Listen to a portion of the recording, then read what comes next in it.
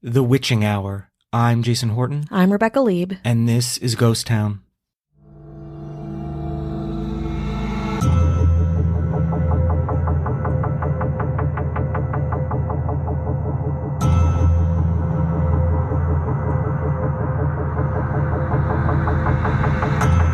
Something unexplained happened at 3:30 a.m. at a McDonald's on Pueblo in Northern, a town outside of Colorado Springs, for reference. It was jarring, sinister even, definitely, at the very least, strange. And we're not talking about your usual 3:30 a.m. fast food chain strange. We're talking supernatural strange. Today, let's discuss a paranormal event that occurred just before the pandemic hit in a place you'd least expect it, a McDonald's in suburban Colorado.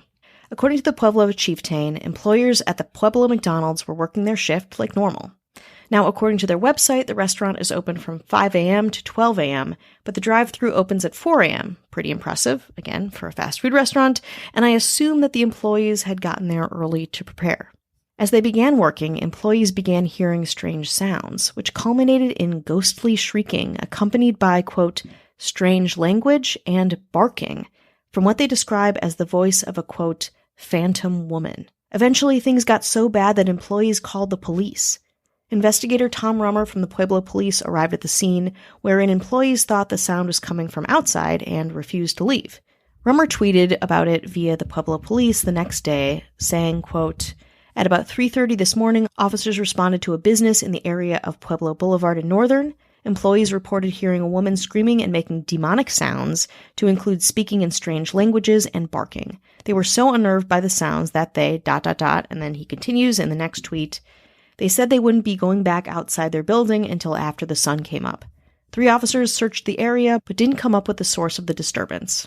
Now, I've heard from other sources in researching this episode that they wouldn't go back inside until the sun came up, which makes more sense to me personally, depending on where the noises are coming from. But you can be the judge of that. It's a detail that's kind of in contention with these tweets. Rummel and the other officers checked the bathrooms and even adjacent fast food restaurants like Burger King and could not for the life of them find the source of the sounds. The story unfortunately ends there, but speculation was alive and well amongst townspeople and reporters. Some suggested that the unidentified and presumably unseen screaming woman was someone who was mentally ill, and that nothing paranormal was involved at all.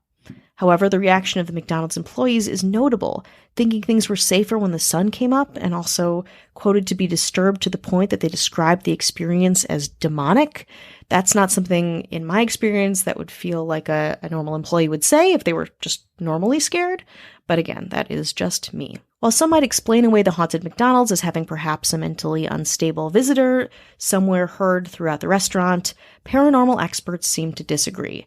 They think that this, quote, visitation feels normal, even expected. More after the break. Paranormal enthusiasts believe that the McDonald's haunting isn't out of the ordinary for authentic paranormal events, mostly because of the time frame. The witching hour, or demon's hour, is said to occur sometime between 2 and 4 a.m. in the morning, with a peak around 3 a.m.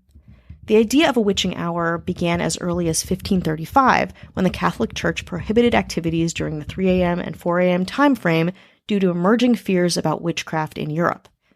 Continuing in the Western tradition, the hours between 3 a.m. and 4 a.m. were considered a period of peak supernatural activity, also referred to as the Devil's Hour, due to it being a sinister inversion of the time that Jesus died, which was at 3 p.m. in the afternoon. While there are a lot of theories about witching hours, folklore explains it as somehow a time that people are most sensitive to supernatural activity, and the veil of our world and the world of the dead, wherever or whatever that may be, is lifted. Pueblo itself, where of course the haunted McDonald's calls home, is an Old West city with lots of haunted features outside of its drive-thrus. The Colorado State Insane Asylum has been there since the mid-1800s, where it acted as an asylum/dairy farm, a place where patients could live and work, getting help and making dairy. Urban legends in the area also say a man sacrificed his nephew as a part of a ritual in downtown Pueblo, which caused the area to be haunted. There's also the Gold Dust Saloon, which opened in the 1980s right next to the infamous Pueblo hanging tree, where dozens of convicted criminals were hanged for their crimes in the late 1800s and early 1900s, so the saloon next to it is supposed to be haunted. And of course, the Pioneer Cemetery, the quote, Goat Man, and reports of a legless dog with red eyes seen around Pueblo. All part of the haunted landscape in the area. An area, a community, where a paranormal McDonald's might not feel so out there.